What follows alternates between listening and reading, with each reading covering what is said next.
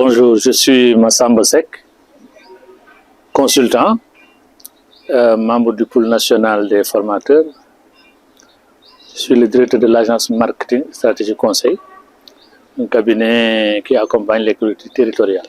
Je crois que c'est un grand moment dans la vie d'une collectivité que d'envisager, surtout de mettre en œuvre un atelier de renforcement de capacité à la fois de ses conseillers qui constituent l'assemblée délibérante, mais également les cadres de son administration.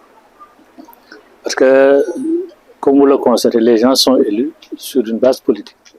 Mais il n'est pas dit que tout le monde vient avec les compétences qu'il convient pour faire marcher.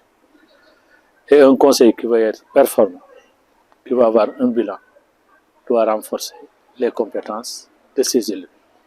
Et donc, c'est tout le sens qu'on peut donner aujourd'hui à cet atelier qui est organisé par la ville de Thiès, pour les conseillers de la ville de Thiès, et particulièrement sur, tout est important d'ailleurs, mais en particulier les deux modules qui ont été retenus. Le fonctionnement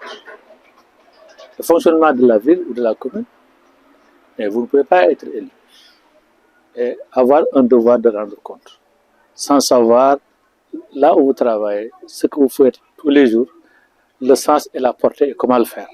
C'est surtout ce dernier élément qui est important. Comment le faire? Et quand vous le faites, quelles sont les finalités? Donc ce module-là sur le fonctionnement de la commune est un module qui me semble primordial et que toutes les collectivités devraient faire dès leur installation. Le second module qui est consacré au budget de la collectivité, c'est le budget qui détermine et qui donne les moyens. Il faudrait dire que les conseillers qui votent le budget comprennent le sens, le processus, l'élaboration, l'exécution, le suivi et le contrôle et les responsabilités que cela engage à leur niveau. C'est encore plus important pour l'exécutif local qui doit rendre compte, qui a une grande responsabilité en termes de mise à disposition des ressources, donc le recouvrement, mais également une grande responsabilité dans le sens d'orienter, d'autoriser et de faire exécuter les dépenses. Ils en ont une partie qui est la partie administrative. Et l'autre partie est un élément qui est en dehors de la responsabilité du maire, c'est le receveur municipal qui est un agent du trésor.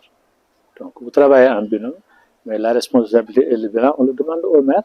C'est pourquoi ces deux éléments-là nous ont semblé essentiels. Et je pense qu'au sortir de cet atelier, peut-être que les gens seront à même de comprendre et de mieux faire le travail pour lequel ils ont été élus. Abdoulaye Sow, conseiller de ville, président de commission.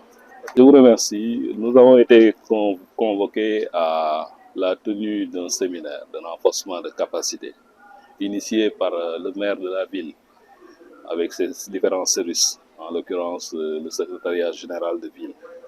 L'objet de cette formation vise à mettre à niveau l'ensemble des conseillers et des agents de la collectivité territoriale sur tout ce qui touche l'organisation, le cadre organisationnel de la collectivité territoriale, mais également aussi le processus budgétaire.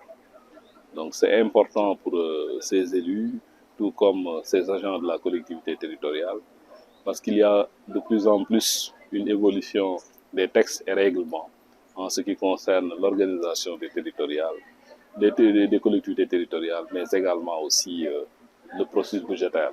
Vous n'êtes pas sans savoir que l'État du Sénégal, à travers le président de la République, vient de signer un décret depuis le 6 novembre 2023 portant régime financier des collectivités territoriales.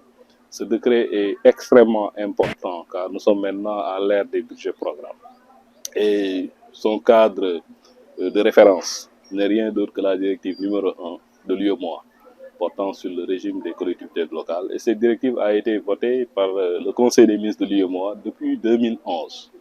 Maintenant, l'État du Sénégal, à travers ce nouveau décret du président de la République, vient de le transposer dans l'arsenal juridique de l'État du Sénégal. Maintenant, l'ensemble des collectivités territoriales du Sénégal est lié à l'application stricte de ce décret, dont je rappelle fait pratiquement 200 articles.